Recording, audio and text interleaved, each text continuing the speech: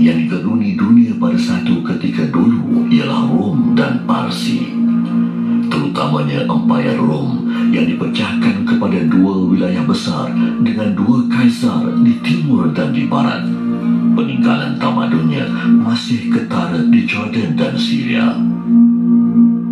Mereka adalah kuasa besar yang mungkin boleh disamakan dengan kekuatan Amerika Syarikat dan China pada hari ini.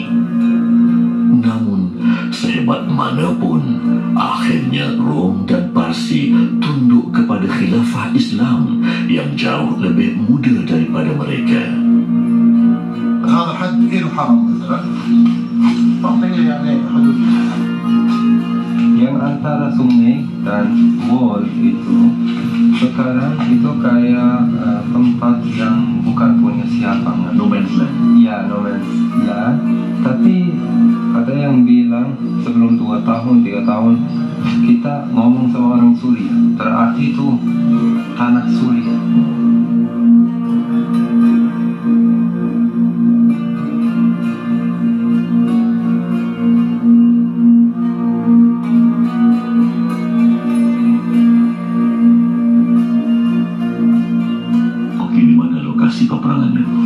Kita coba zoom in.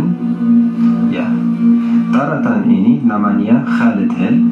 Oke, itu Khalid bin Walid, salah satu komandan yang ada di pasukan yang dipimpin oleh Abu Ubaidah Amir bin Al-Jarrah. Pada saat itu pemimpin terbesar untuk military atau pasukan Muslim, dan semuanya berada di sisi Jordan, di sini di daerah sini. Orang Bizantium berada kalau Zimaut di situ karena sentralnya masih di Suriah, di daerah yang di situ. Pertempuran yang berlaku di Yarmouk selama 6 hari pada Ogos 636 Masehi di antara tentera Muslimin dan Rom Timur atau Byzantine adalah satu pertempuran penentuan.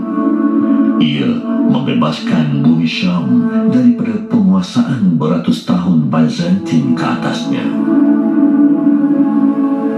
Walaupun 1400 tahun telah berlalu, peperangan Yarmouk masih diperbincangkan di kalangan sejarah Islam dan dianggap sebagai satu peperangan yang ikonik. Ketangkasan Khalid al-Walid berjaya memburu komandan tentera musuh bernama Mahan dan membunuhnya. Seorang komandan mereka bernama Hercules berjaya meloloskan diri ke Antioch dengan kalimah terkenal ini: Salamun alaiki ya Suria, salamun la liqa ba'dah. Selamat tinggal Suria, buat kali terakhir. Walaupun ada sumber lain yang meletakkan jumlah tentera yang lebih ramai, sejarawan moden menganggarkan tentera Byzantine dalam perang ini berjumlah 50 hingga 100 ribu orang.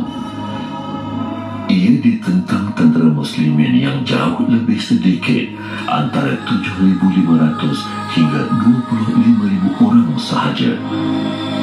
Pertempuran itu membuktikan kebijaksanaan Khalid al-Walid dan Abu Ubaidah al-Jarrah sebagai panglima perang.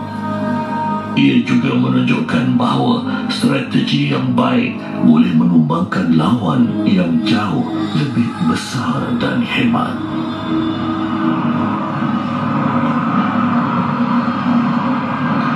Sekian paparan kali ini. Semoga ada manfaat daripadanya.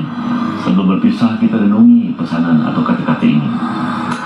Kata-kata lembut melunakkan hati yang lebih keras daripada batu. Kata-kata keras boleh mengeraskan hati yang lebih lembut daripada sutera. Jumpa lagi. Assalamualaikum.